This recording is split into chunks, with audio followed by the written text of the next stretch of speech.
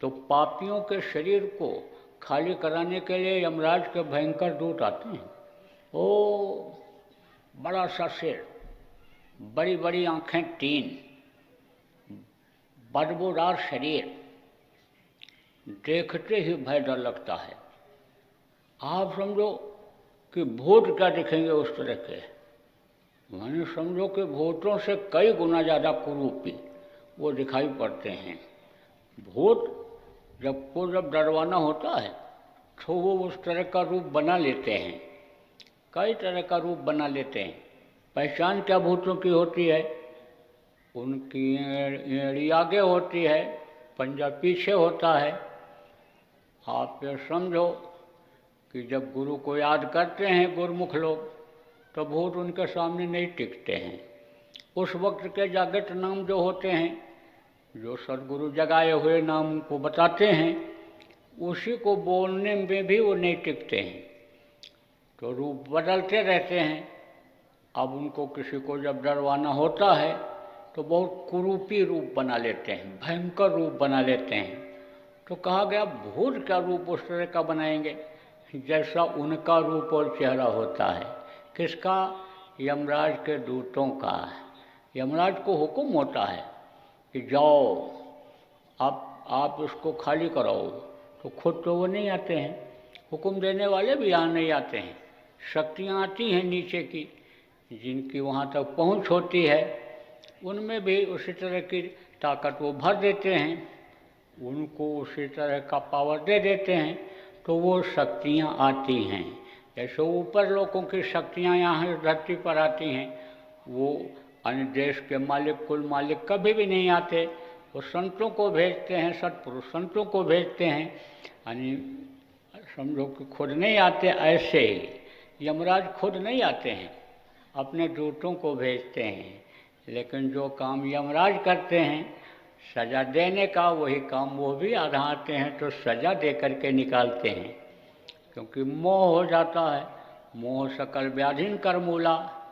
मोह बड़ी खराब चीज़ होती है। आप ये समझो मोह किससे हो जाता है?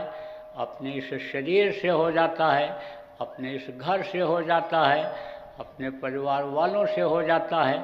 तो इनको हनि जीव ये छोड़ना नहीं चाहता है, मन इनको छुड़वाना नहीं चाहता है, शरीर को छोड़ना नहीं चाहता। लेकिन जब समय पूरा हो जाता है तो रहने देते नहीं हैं, तो मार मार करके झुलसा झुलसा करके मशाल लेकर के आते हैं, हथौड़ी लेकर के आते हैं, उससे जीवात्मा को मारते हैं, कूटते हैं, और फिर उसके बाद में इसको ले जाते हैं। तो शरीर तो यहीं गिर जाता है। जीवात्मा को पिशाच के शरीर में बंद करके 86,000 योजन ऊपर में यमपुरी है। रास्ते बड़े खराब हैं, उन रास्तों में बड़ी तकलीफ होती है, बड़ी तेज़ी से ले जाते हैं। आप ये समझो कि जैसे आपकी साइकिल चलती है, उससे तेज़ मोटरसाइकिल चलती है, उससे तेज़ कार चलती है, और हवाई जहाज़ बहुत तेज़ चलता है। लेकिन यह हवाई जहाज़ और रॉकेट ये जो तेज़ी से चलते हैं, ये क्या चलेंगे, इतनी तेज़ी से ले जाते हैं। एहसास भी करा देते हैं कभी कभी। कभी तो नहीं मालूम पड़ता है कि जैसे लिफ्ट पर आप 100 मंजिल चढ़ते हो। आप ये समझो दुबई में, अमेरिका में, तो आप ये समझो कि सैकड़ों मंजिल के मकान हैं, तो उसमें लिफ्ट चलती है। तो लिफ्ट चलती है तो कभी कभी पता नहीं चलता है, और कभी कभी हल्का झटका लेती है तो पता चल जाता है।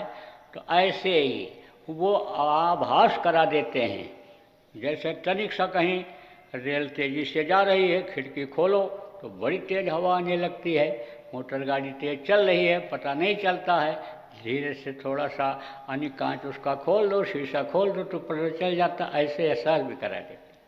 लेकिन जीव उतना घबराया हुआ रहता है उनको देख करके कि वो तो ऐसे ही पसीना छूटता रहता है उसका, और ये मालूम हो जाता है कि भाई इस तरह से हमको समझो कि दया से, बेरहमी से हमको ये ले जा रहे हैं, तो सज़ा ज़रूर मिलेगी।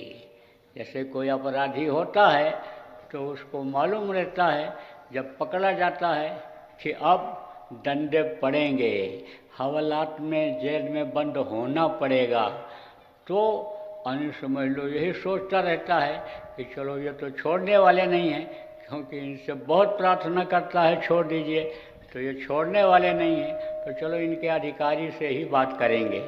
तो जब यमराज के सामने पेश होता है जीव, तब प्रार्थना करता है और रोता है, चिल्लाता है, माफ़ कर दीजिए, कृपा कर दीजिए, दया कर दीजिए, अब गलती नहीं करूँगा। क्योंकि आदमी गलती करता है, उसका एहसास नहीं होता है, आदमी को जुनून सवार होता है, आदमी की इच्छा इस तरह की बन जाती है कि वो ये अनिच्छाओं का दमन कर नहीं पाता है, मन ये फुरना पैदा कर देती है, मन ये इच्छा बना देता है कि इस काम को करना ही चाहिए, और करने के बाद फिर जब उसको मालूम रहता है कि ये गलती बन गई, ये गलत है, तब पछताता है। बाद में वो पछताता है तो एहसास तो हो ही जाता है, भान तो हो ही जाता है, नहीं तो वहाँ पर वो दिखा भी देते हैं कि तुमने अगर वो ये कहे कि हमने कोई गलती नहीं की, क्योंकि भूल जाता है बहुत सी गलतियों को, तो वो दिखा भी देते हैं। और जब देखता, रोता चिल्लाता है, माफ़ी मांगता है, तो उस समय कोई सुनवाई होती नहीं है। कहते हैं कि उस सुनवाई का समय तो ख़त्म हो गया। जब तुम मनुष्य शरीर में थे तब तो तुमने किसी का सुना नहीं, मनुष्य शरीर पाने का मतलब समझा नहीं, और समझा भी महात्माओं के पास, संत के पास गए और रास्ता भी लिया, लेकिन रास्ते पर चले नहीं। उस समय तो तुम खाने पीने मौज मस्ती में ही लगे रहे, अपने धन के बल के अहंकार में रहे, मान प्रतिष्ठा के अहंकार में रहे।